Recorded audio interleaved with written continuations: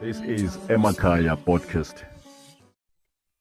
La ngoma i-based kumntana okhuliswe yi-single parent yabo, and ke ngoku njembe khuliswe yi-single parent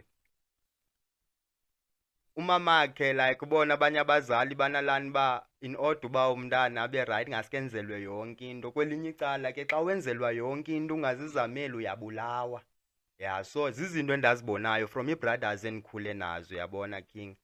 Yeah, ufound uba if ubani man uyafumana ebengekhange yabo abe kula situation okhuliswa ngumuntu oyi-1 ngengakhange umntakwethu abe kwezinto zikhoyo uyabona, because of utata unayo indima ayidlalayo ekhaya wena mntakwethu. So lawe i-basic into yokuba xa ukhuliswe yi-single parent kwelinye icala kuyasileleka yabo. Ndithetha nge-brothers endikhule nazo mna King, because most of them uyabona wena ja baye babathatha omama babo njengeetshomi zabo khange King uyafumana, because akho zwi liqinileyo pha. So umama kaSithera yinto endiyibonileyo ba okay laa ngoma is based of i-youth engamameliyo, ayimameli mamayo, nomamayo nayo uyayithethelela because ngumntanam. Siyarelate Malach, because bakhona umama kaSithera apha ekuhlaleni. Yabona njengothetha nje ekuhlaleni athukise not ngomntanam, hayi ngomntanam, kodwa xa uyijonga ba ibikhona itayima yaletwana ibizawulunga letwana le uyafumana. Ndixela kwezo powerful song, because nathi siyarelate kule ngoma yakho si community at large yesizwe sintsundu, because bakhona apha ekuhlaleni ecumakala omama kaSithera. OSithera abo basezijele ngoku, kodwa uSithera wenzelwa yonke into kokwaba akho nto ayidingayo. But uSithera ufuna uzifanisa nabanye abantwana benye imizi, peer pressure. So ikhona anything Malach oqonda uba uyayishiya ofuna uba abantu ababukeli be-Emakhaya Podcast singase bayazi ngawe ngomculo nje wakho jikelele? Okay, ndifuna ukuthi ebantwini uyabo mabazame mani ukundilandela nam uyafumana ngokomculo. Cause yabona ngoku wena ja andifuni uxoka iproject endiyiphetheyo intswempu kakhulu. So xa abantu benofikeleleka kulo mculo ndiwuphetheyo ngoku bangaphila emphefumlweni nasenyameni uyafumana, and bangalibali ulandela nale podcast. Wow. So that bangacinga fansi uba kuzoza ii-artist zizoba nintsi ja after mna kuzongena omnye, because nam ndingena emva komnye uyama ikhule ke ngoku nayo laa hlobo ngokuba ithini iveze i-local artist.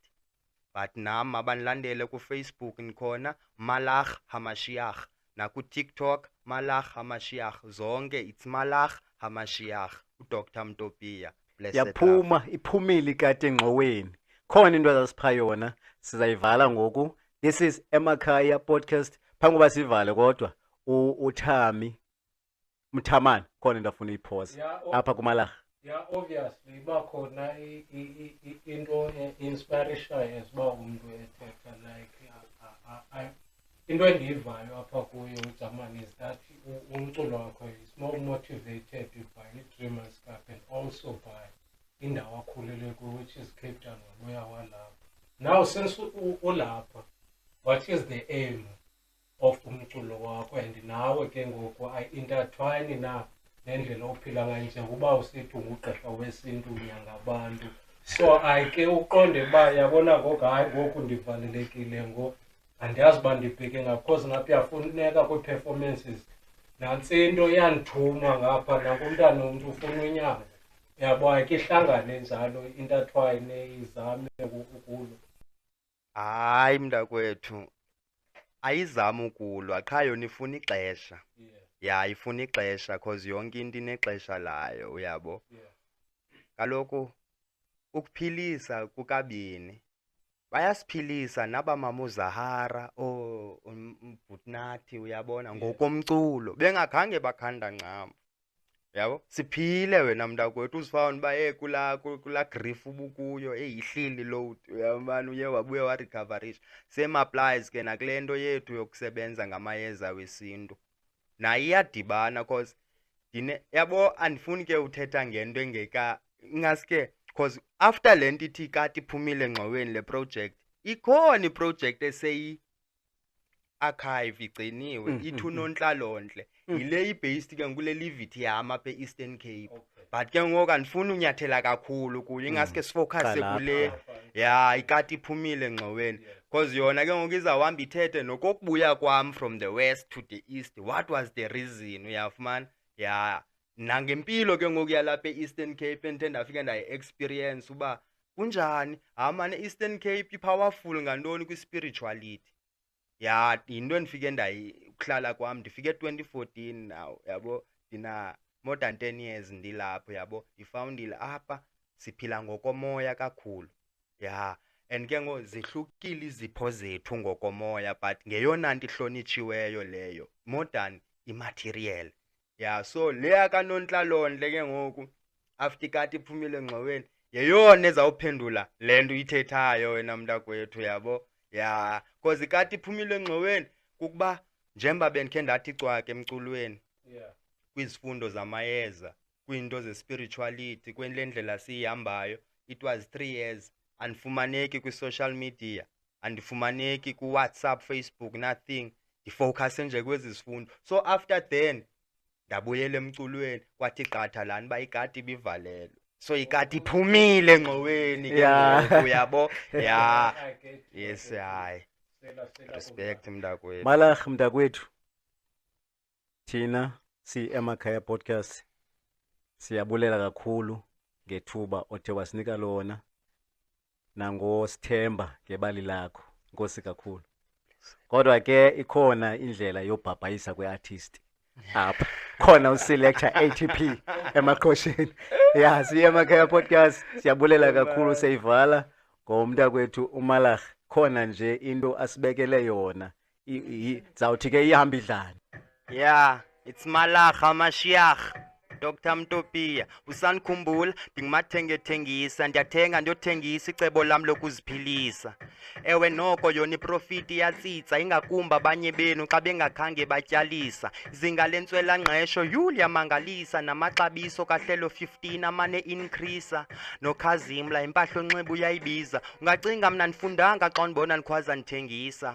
5 rand amandongomane, phethe namanqamnqa ziyahamba kancane kancane. Bantu bayabiza mani bethenga nganye matshona ndigoduka ndixoya ikhaphetshu namazambane. Ndivuka kwasekuseni ndenze show yonke into right, itarget ngabakwa Red Guard ebebengena night. Ndithi ndisavela kuthiwa ayimanzi peanuts, yokube mnandi kanjani uqokolele za 5 rand. Ndehla ndisenyuka etown imini yonke andiphezi, ndaziwe ezirenkini ndingena taxi 2 taxi. Abakwazi ungathengi ndibabetha ngestrategy, kwathengwa oyi-1 waqhala kuvuka ivumbi eli-heavy. Shout out to my street colleagues man onotroli, qho xa benibona mani bekhwaza oninoni. Who feels it, who knows it, machita singamajoni. Ijaja lawuphendula one day yadana umtyholi, didiza amadidizane. 5 rand amandongomane, kancane kancane. Sibane masikhanye, didiza amadidizane. I-5 rand amandongomane, kancane kancane. Isibane masikhanye. Usanikhumbula ndingumathengethengisa, ndiyothengisa icebo lam lokuziphilisa. Amanye amajita angabagqabuli be-3 ngoba eyaba ididizi inento kwenza nokubhantinda. Andizuzithethelela kodwa le yanisebenzela, yenye kwezinye indlela zoku-avoid ukuhlalela. Uthi ungakhonkothoa nazizinja estratweni ngoba sezaqhela, ungaphela ungenwa bubusela.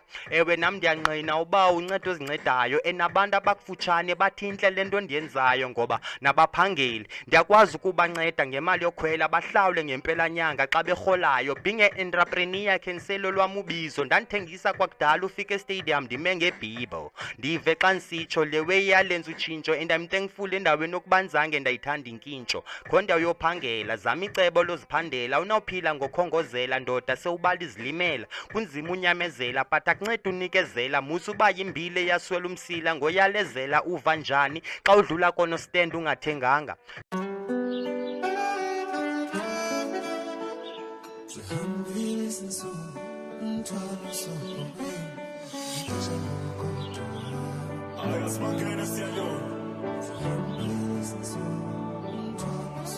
Awulezo nsuku zenjabulo